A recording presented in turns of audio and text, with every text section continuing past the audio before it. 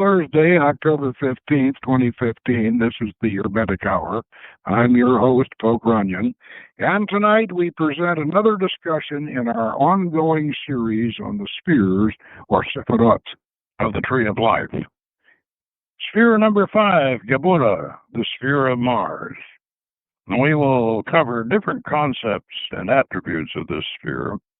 It is traditionally, in the traditional Qabalah, ruled by Samael, the Hebrew counterpart of Satan. But the Golden Dawn changed the angelic attribution to Kamael, connoting a less evil character for Geburah, or making it a necessary evil, if you will. This necessary evil is reflected in the planetary spirits. The intelligence of Mars is protective, whereas the spirit is aggressive. And we place the Canaanite War-Goddess Anath in Geburah.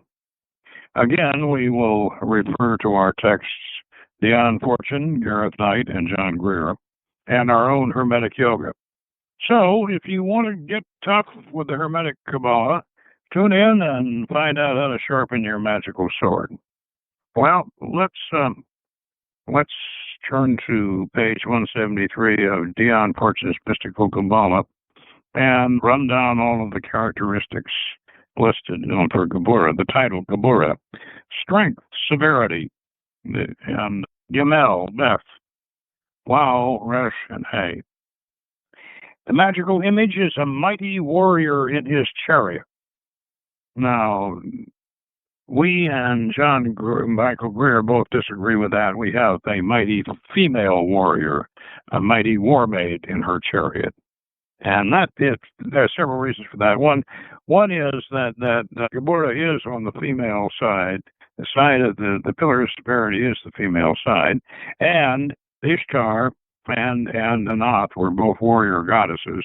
And so in this case, we think it's appropriate to put, and especially because we are into Canaanite mythology, and so we place Anath as the magical image.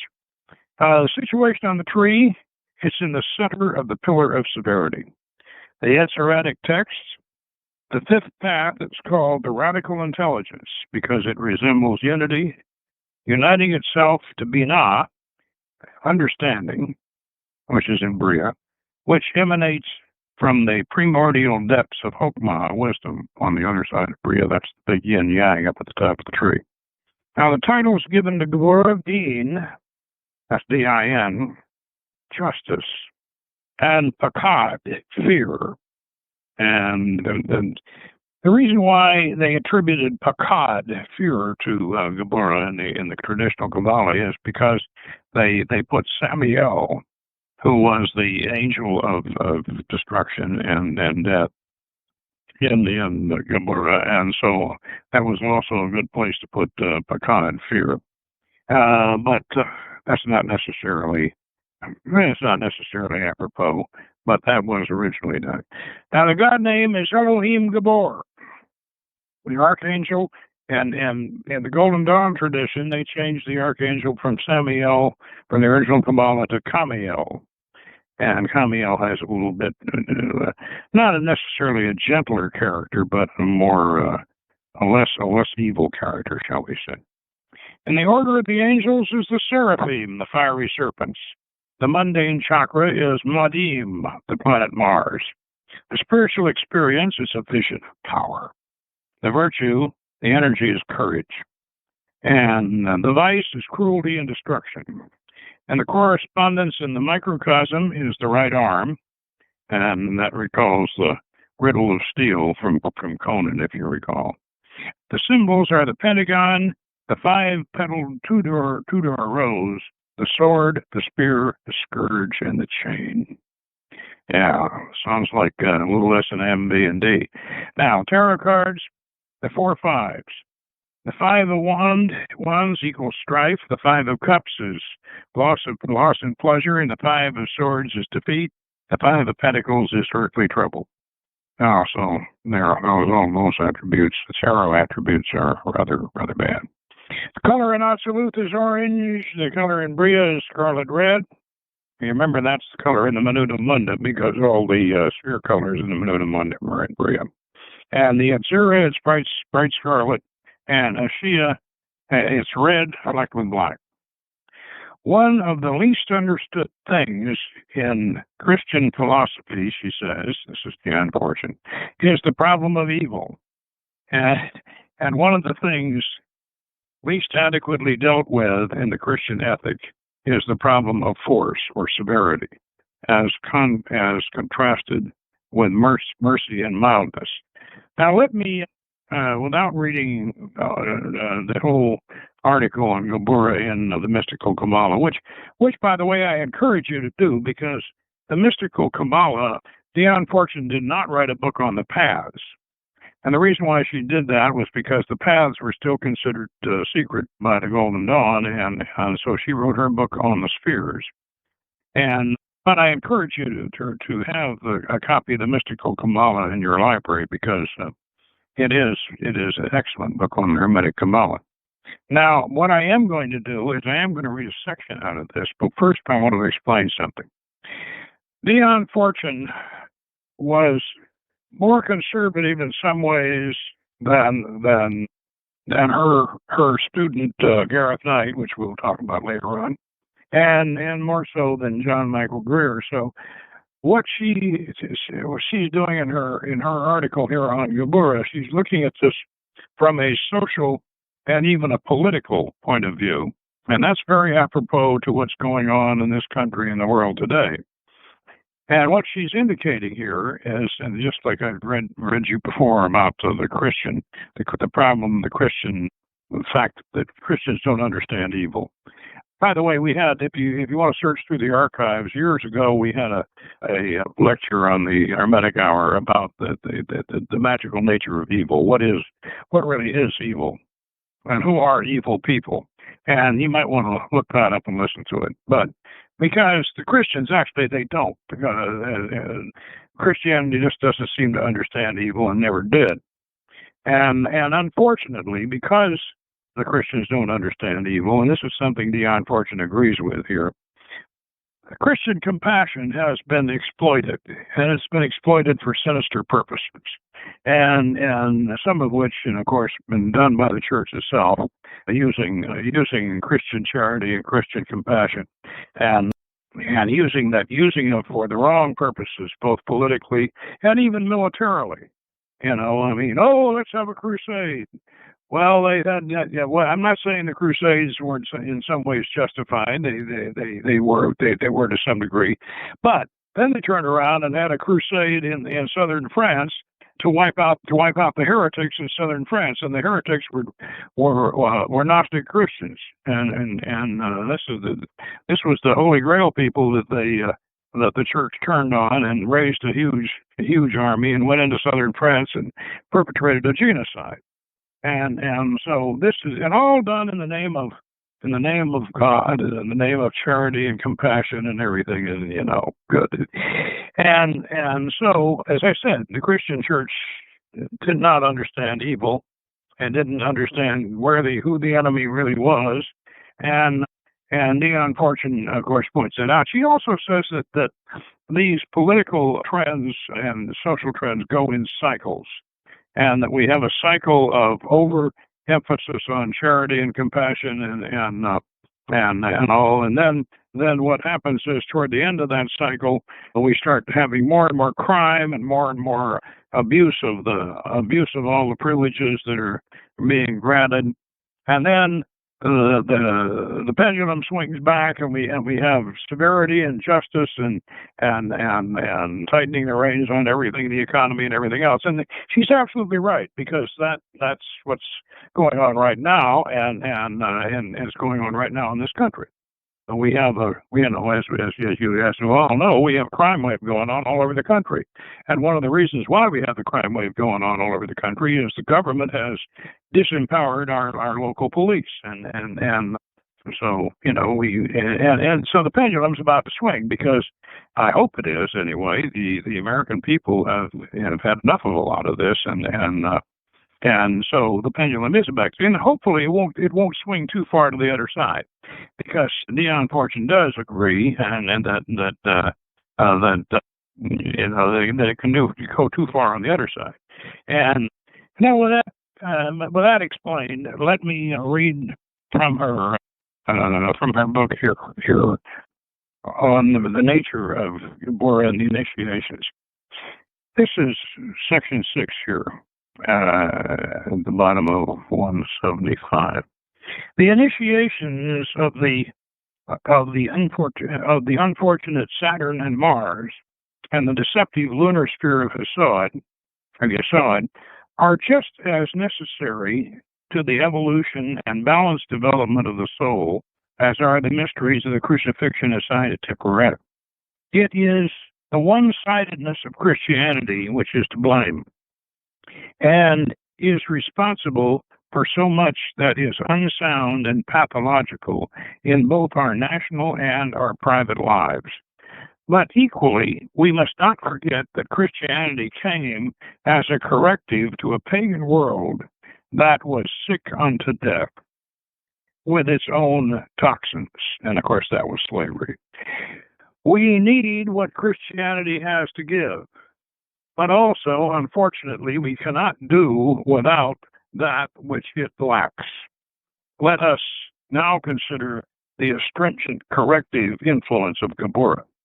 Dynamic energy is as necessary to the welfare of society as meekness, charity, and patience.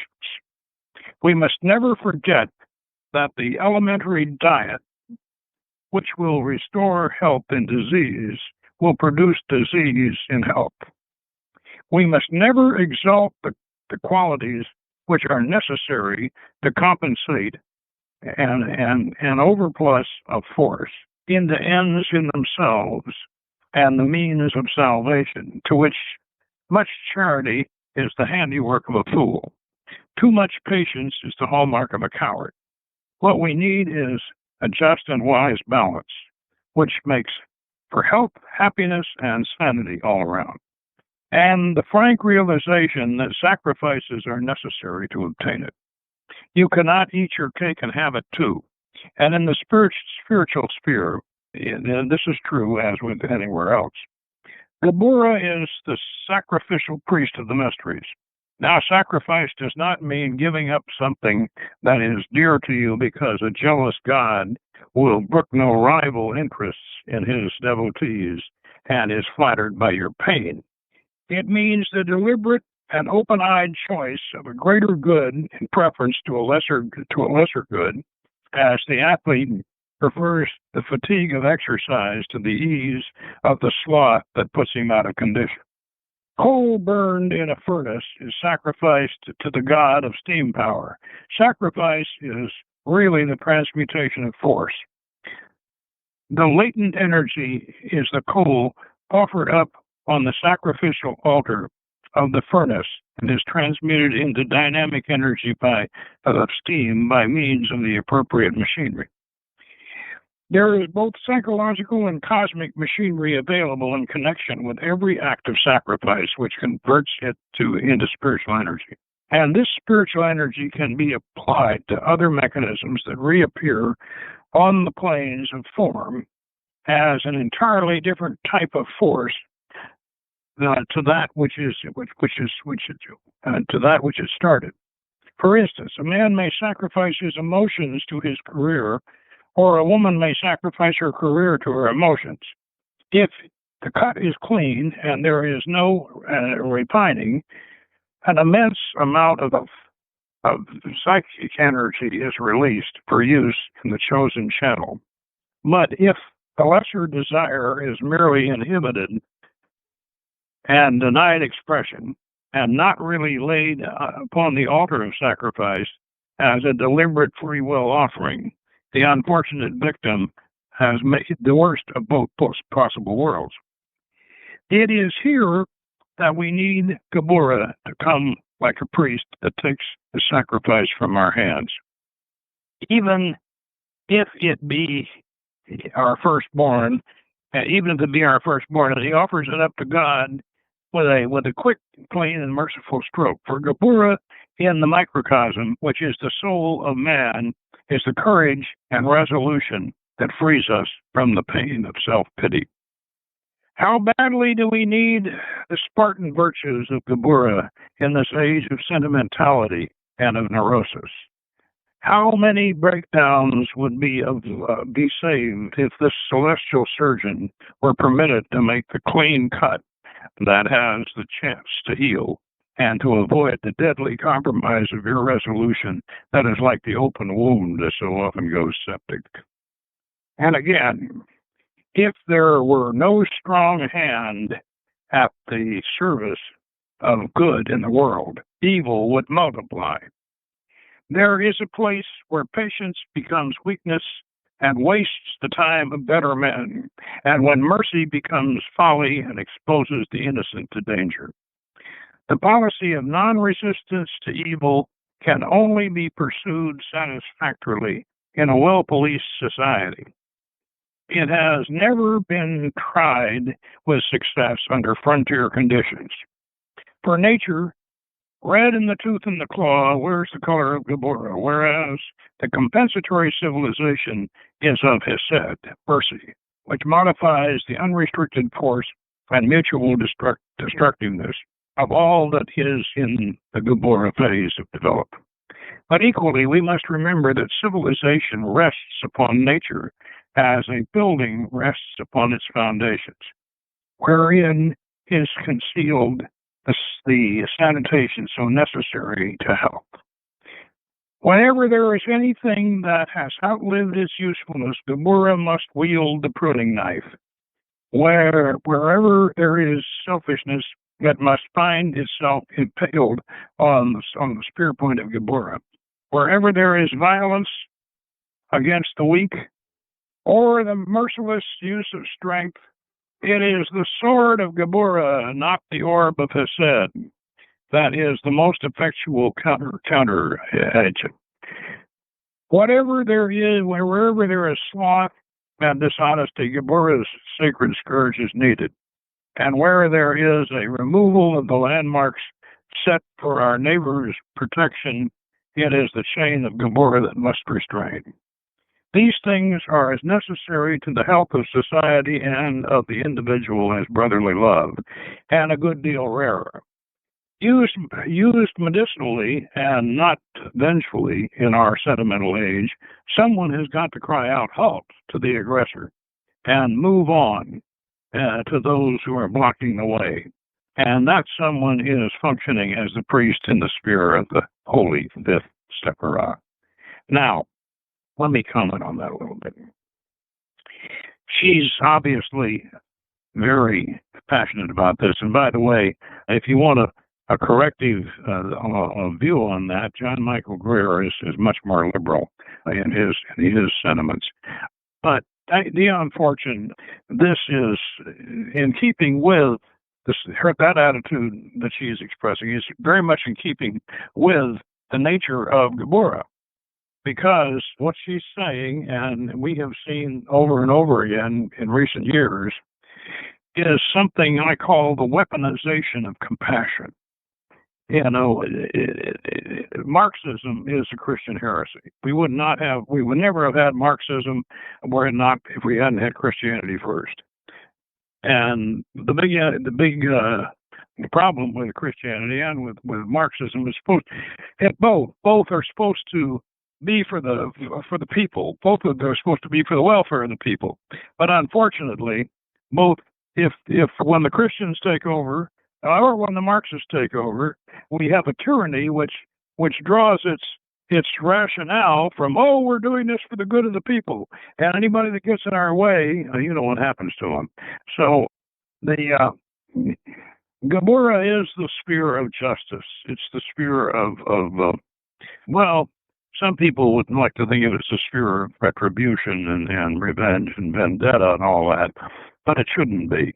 Those are not justifiable conditions to act on.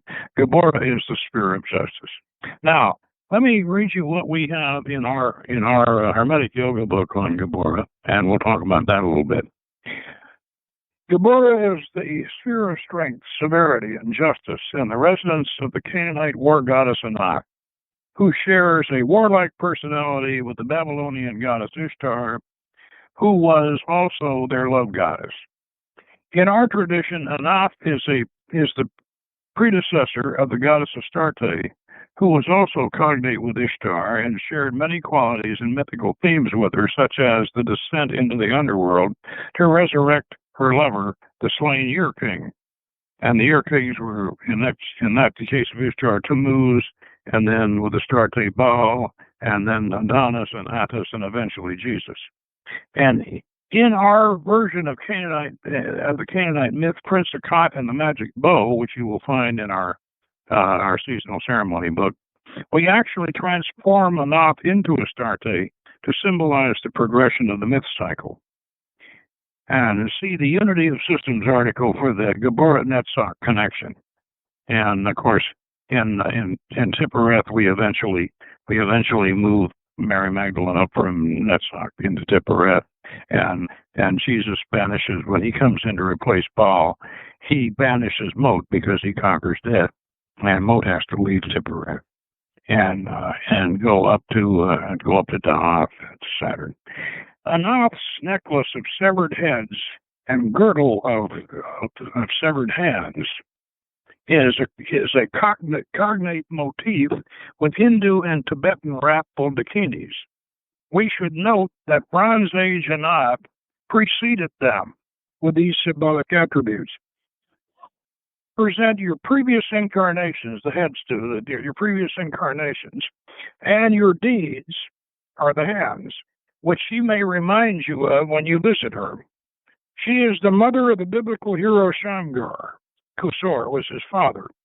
She keeps your personal weapon in the arms rack behind her iron throne, and her presence in your throat chakra should remind you that most conflicts begin with strong words, and she will remind you that he whom the gods would destroy, they first make angry. And now, over here on page 86, we have the icon of Geburah with an ox sitting on her iron throne, holding a skull cup with blood, which looks very much like our Mothmouse cup, and the hook sword. And behind her, Mars rises through this portal window, and the arms racks here, and she says, we quote what she says to Shamgar: "One of these heads and two of these hands will be yours someday. Make me proud to wear them, and your debt is paid." Now, Anath is very unforgiving, and she will tell you when you confront her. And by the way, in our yoga system, you will go into the internal chakras. You will learn to go into the chakras and meet the gods and meet all of the gods and within yourself, because in the Hermetic system, the microcosm is a mirror of the macrocosm. You have the whole universe, especially our solar system universe, inside yourself. So when you meet Anath, she will remind you that there is no such thing as forgiveness, and there's no such thing as redemption of your sins or anything like that. It's just life goes on, and what you did, you have to live with. You have to learn to live with, and you accept.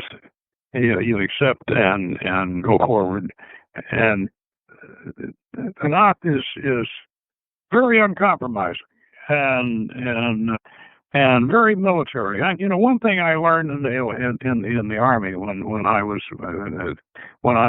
in OCS, Officer Candidate School. One thing that they drilled into you is you never make excuses. Something happens that's your responsibility, something that you do wrong, but you never make an excuse. You may give a reason if it's necessary to give a reason, but you take full responsibility for your actions. You have to, because if you don't, if you make mistakes, as an army officer, people die as a result, and therefore there's no excuse. And there's no excuse. There can be a reason, but no excuse. And that's the way Anath is. She's not interested in excuses. She's interested in your. She is interested in your being true to yourself, because she is part of yourself, and so you ought to keep that in mind. Now, Basil Wilby, Gareth Knight, his book, which for most of the spheres, Gareth Knight, who was a student of Dion Fortune and carrying on her work, for most part, his books have been very good. You know, we've read portions of them as we've gone through this series. But this time, this particular one on Geburah, Basil was into Scientology at when he wrote this section on Geburah, and he, you know, starts citing some of Hubbard's ideas, and that doesn't read very well. I mean, and I don't mind. Some of Hubbard's ideas are pretty good and useful, but not in Geburah. I don't think Hubbard should be mentioned or studied in relation to Geburah, because, you know, there's too much. Immediately when you see Hubbard in connection with Geburah, the first thing that pops into mind is regulation number 45, and I think we all know what that was all about, and that leaves that automatically. I saw that and I thought, well, I'm not going to recommend that you read Basil Gareth Knight's section on Geburah, unless of course you like. Unless you agree with Article 45, but I don't think that's very good. Anyway, one of the main things that I think we should realize with Geburah is that, as I said, we locate that psychic center right in the throat, and that's right where the voice comes from. And as I said, that as Anath would remind you, he whom the gods would destroy, he first makes mad. So most conflicts, including wars and lawsuits and all kinds of conflicts, even murders and swindles and all sorts of crimes, they all begin with words. Either the criminals planning the crime, and that requires words, or if the swindle, and of course in a swindle, obviously that really depends on words, and a lawsuit, libel, slander, that depends on words. War, I mean, oh gosh, all the angry speeches and the accusations and everything that precedes a declaration of war.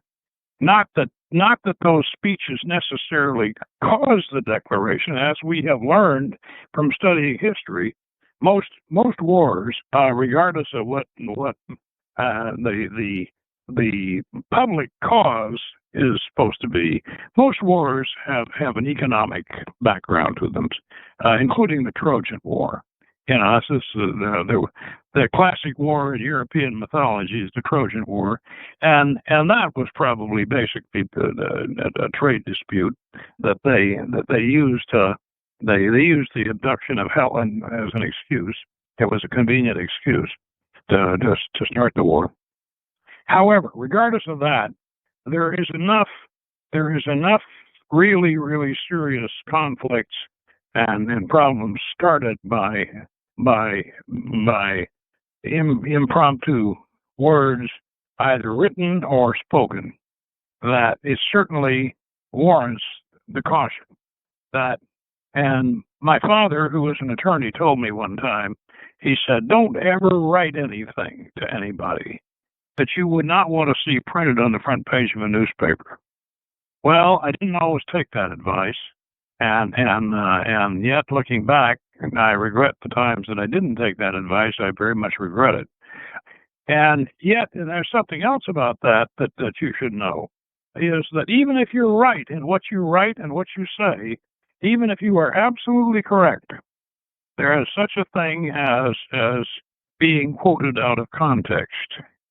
and this can really. So if you write or if you speak and you say something in the course of an argument or in the course of a debate, and you say anything that is not, that can be taken out of context and make you look bad. This is why you have to be very, very careful about how you say it. Whatever you say that might be quoted out of context, the way to protect yourself in that is make sure that embedded in the statement is the justification for the statement. And if you can't do that, then don't make the statement, because it'll be taken out of context. I think an example of this probably is the Benghazi situation that we're all familiar with right now. This one Republican senator or congressman had said that, oh well, yeah, we did this, we did this, and we launched the Benghazi hearings to get at Clinton, and he admitted it.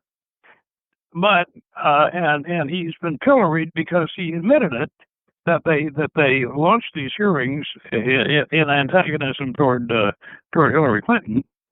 But what he did not say before he said that, he didn't say why they would be justified in doing that, and even if he had, he still would have been quoted out of context. So you have to be very, very careful about what you write, what you say, and these days, today, especially, we have a thing called political correctness, and this means just about anything you say that is politically incorrect, and it can be used against you to the degree that it can destroy your career, it can destroy your credibility, it can destroy it. Political correctness is well, it's, I think personally that it's gone way, way too far, and a lot of people agree with me, but we still have to get along with it, and we have to realize it. And so Geburah is one of the things that you should realize in Geburah is that you need to have either the archangel Kamael or Anath standing whispering in your ear. Wait a minute now, just before you say something, just think a minute. Just think a minute before you say something, and before you say this or before you write this, and that's one of the things you really, really need to concentrate on in your mastering of the sphere of Geburah. Now, let's talk about some Mars operations magically. Now, I mentioned in the abstract about the planetary spirits.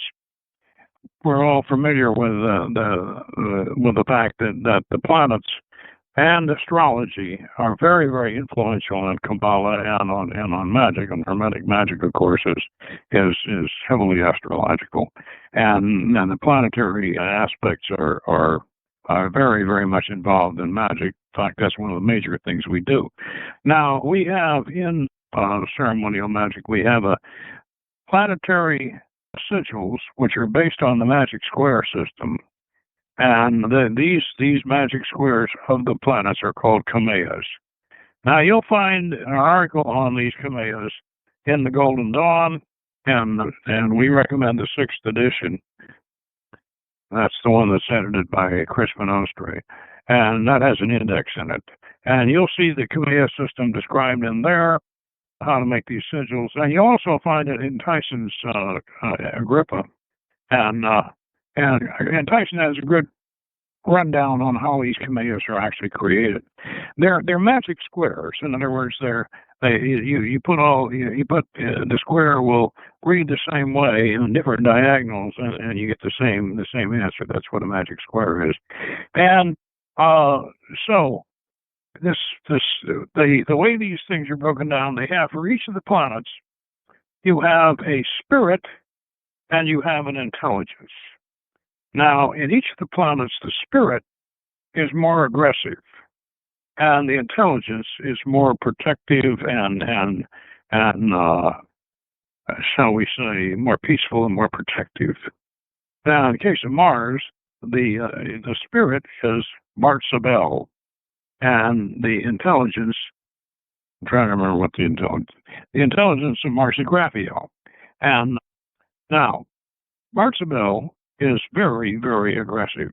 And yet back to Hubbard a little bit, Jack Parsons, and you remember we discussed this, and this has been shown in a couple of different films, and will certainly be shown in when Ridley Scott finally does his miniseries on Jack Parsons. We'll see it again, where Hubbard ran off with all of Jack's money and had his girlfriend and used the money to buy a schooner, and then took off from Fort Lauderdale to sail up the inland waterway and kind of party and whatever on this boat that he bought with Jack's money, and he got Jack's girl with him, and Jack drives all the way over to Florida, and Hubbard's just pulled away from the dock, and Jack gets down on the dock and rolls out his magical conjuring cloth and his little circle and everything, and he does a Samael operation right there on the dock, and sure enough, it works, because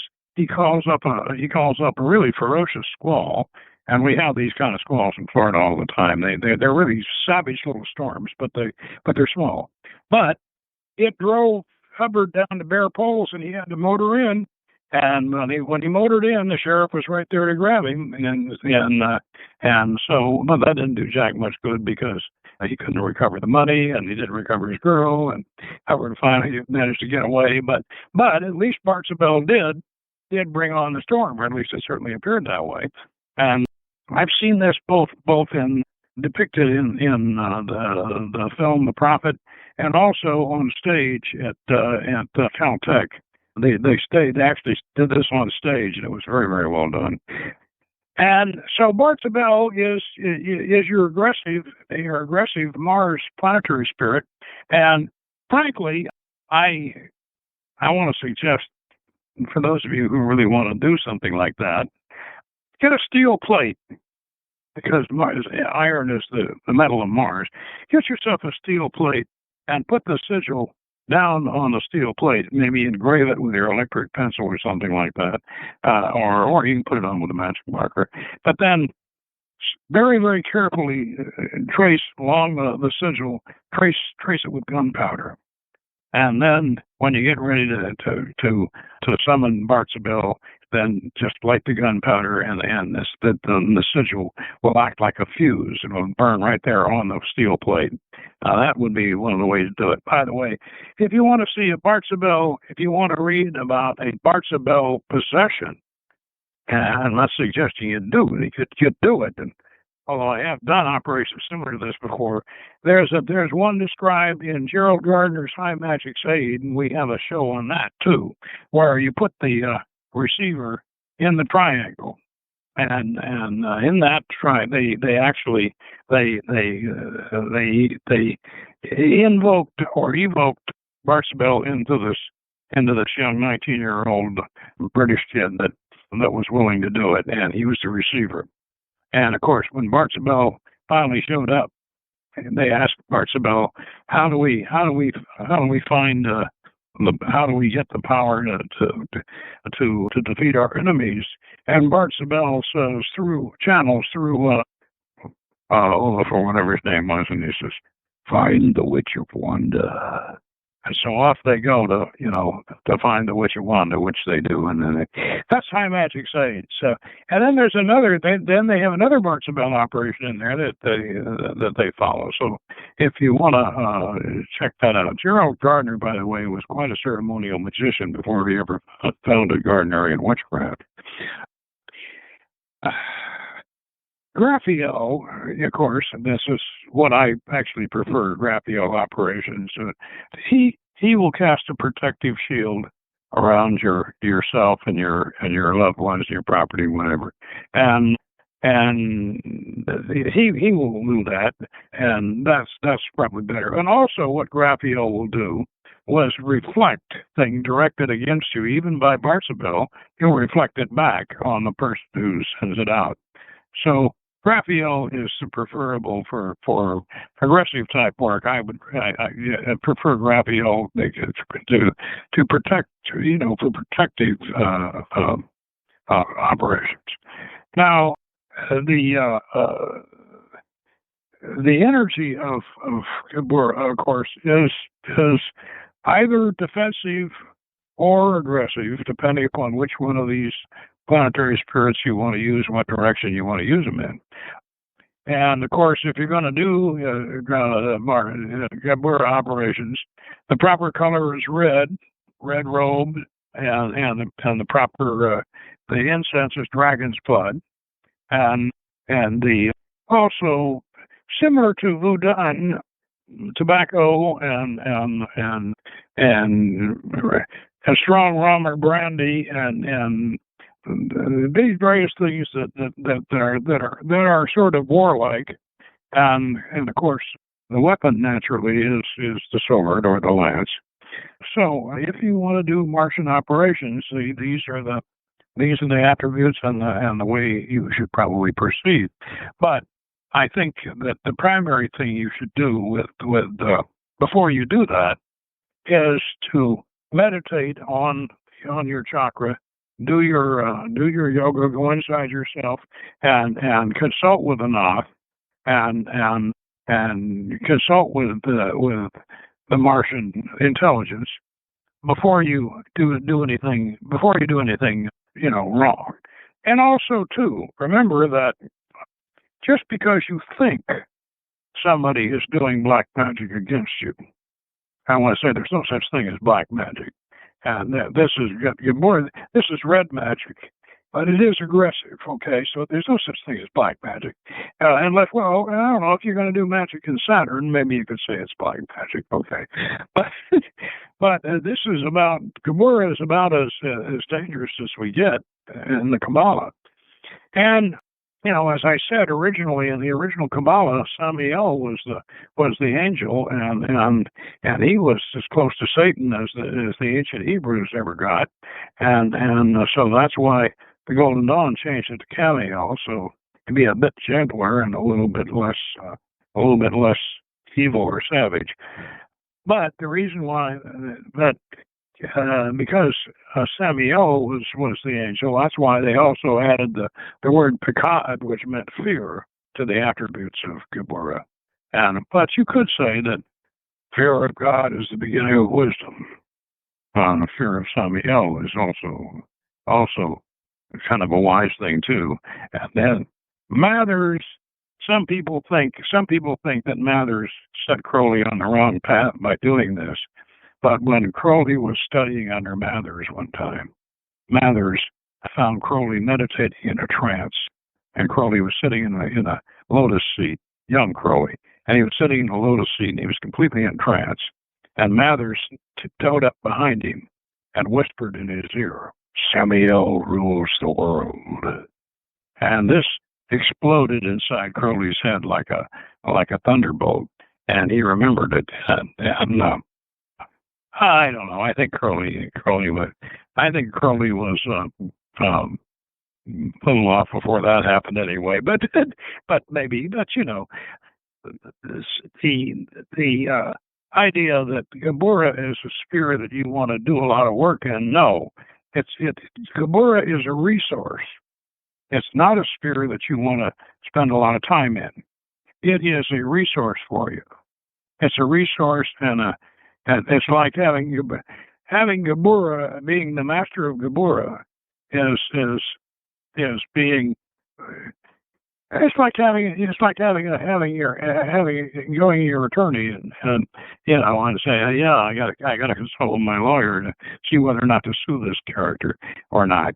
And so you want to look at that not that way, sort of as your commanding officer if you want to get tough. And also your counselor if you want to get tough, you want to make sure that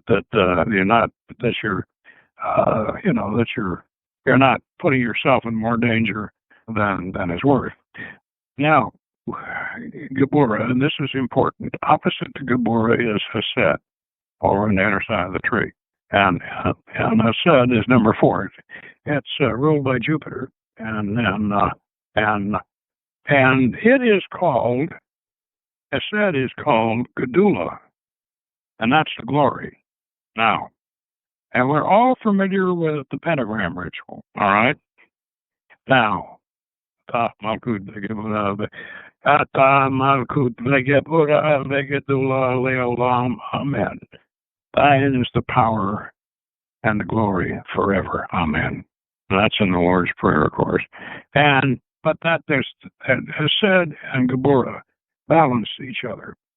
Hesed, which we will deal with next time, but Hesed is it's the sphere of the king, and Jupiter is the king of the planets, and it's the sphere of the king, and its attribute is mercy, and the king rules mercifully, or at least he should. And so the mercy of Hesed, or the glory of Gedulah, is the balancing and controlling factor of Geburah, which is the aggressive sphere. So the two are opposite each other, and they modify each other. And you might say that Geburah is, of course, subservient to Hesed, because Hesed is number 4 and Geburah is number 5. So Geburah is sort of the king's army, like Hesed there is the merciful king, but the merciful king has a strong army and a strong military chief of staff over there with Anath and with Kamael over in Geburah. Now, this brings up an interesting point. There is an incorrect color usage in the pentagram ritual for some unknown. Well, it took me a long time to figure out why they were doing this, and I never have quite figured it out. But somebody got the idea that when you do the lesser pentagram ritual, you're supposed to visualize the pentagrams in bright astral blue. Well, this is not proper magic. Proper magic is that you use creative color, and a color symbolic to the element of the pentagram of the ritual you're using. Now, the banishing ritual of the pentagram, the lesser pentagram ritual, is oriented to the earth element. And there are other pentagrams which you get into later when you get into the Enochian end of things. There are pentagrams for each of the other elements. And consequently, blue is not the appropriate color to use when you're visualizing this lesser pentagram ritual. You visualize them in bright green because that relates to the earth element.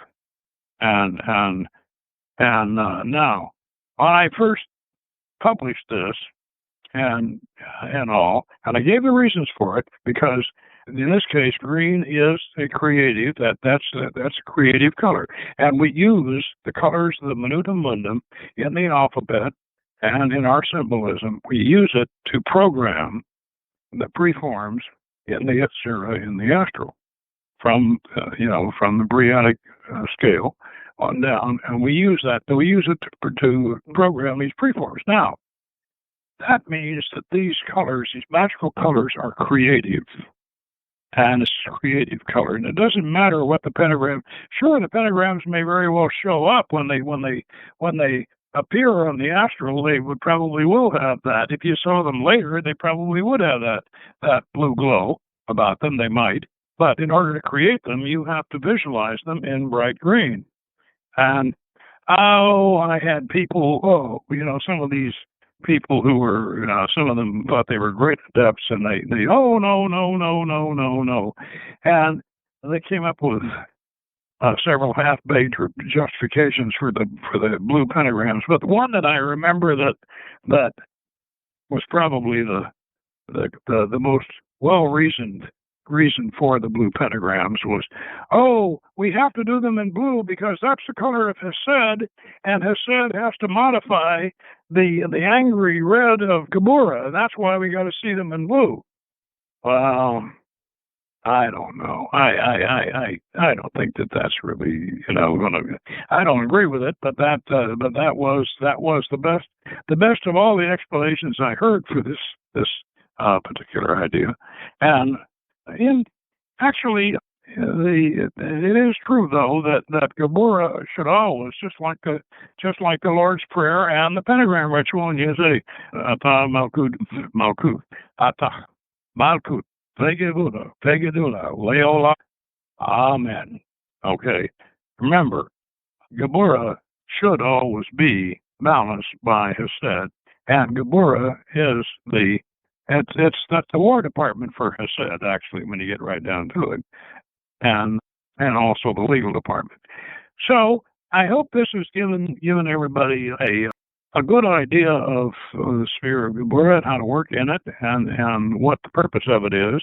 And it's kind of your own personal police and court and everything. And next week, of course, we will go on up the Mithriatic ladder and follow the snake on up. And it's kind of like snakes and ladders, isn't it? Yeah. And we'll go on up, and we will go to Hesed, and we will, in its relation to the lost city of Atlantis, and we'll explore Hesed. And meanwhile, good magic, and let's, those of you associate members, get on the website there, and you'll find your coupon for the yoga book, and so be sure you get it, because it's part of your training program. Okay, I'll see you folks next week, and good magic.